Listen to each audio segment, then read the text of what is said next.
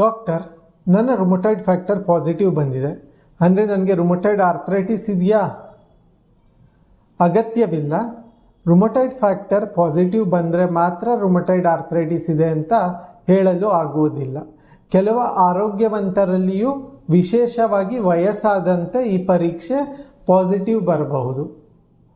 ಇದರ ಜೊತೆ ಬೇರೆ ಆಟೋ ಇಮ್ಯೂನ್ ರೋಗಗಳು, ಕೆಲವು ದೀರ್ಘಕಾಲದ ಸೋಂಕುಗಳು ಮತ್ತು ಕೆಲ ಶ್ವಾಸಕೋಶ ಅಥವಾ ಲಿವರ್ ಕಾಯಿಲೆಗಳಲ್ಲಿಯೂ ರುಮಟಾಯ್ಡ್ ಫ್ಯಾಕ್ಟರ್ ಪಾಸಿಟಿವ್ ಬರಬಹುದು. ರುಮಟಾಯ್ಡ್ ಆರ್ಥ್ರೈಟಿಸ್ ಇದೆ ಅಂತ ತಿಳಿಯಲು ಅಥವಾ ಡಯಾಗ್ನೋಸ್ ಮಾಡಲು ನಿಮ್ಮ ರೋಗ ಲಕ್ಷಣಗಳು, ಕೀಲುಗಳ ಪರೀಕ್ಷೆ, ANTi-CCP, CRP ಮತ್ತು ಅಗತ್ಯವಿದ್ದರೆ ಅಲ್ಟ್ರಾಸೌಂಡ್ ಮತ್ತು ಎಕ್ಸ್ರೇ ಎಲ್ಲವನ್ನು ಒಟ್ಟಿಗೆ ನೋಡಬೇಕಾಗುತ್ತೆ.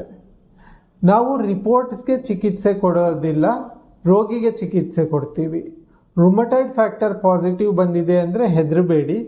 ಸರಿಯಾದ ಪರೀಕ್ಷೆಗಾಗಿ ರುಮಟಾಲಜಿ ತಜ್ಞರನ್ನು ಭೇಟಿ ಮಾಡಿ. ನಾನು doctor Nikhil C, clinical immunology ಮತ್ತು ರುಮಟಾಲಜಿ ತಜ್ಞ, ಬೆಂಗಳೂರು. ಇಂತಹ ಸರಳ ವೈಜ್ಞಾನಿಕ ಆರೋಗ್ಯ ಮಾಹಿತಿಗಾಗಿ ಫಾಲೋ ಮಾಡಿ.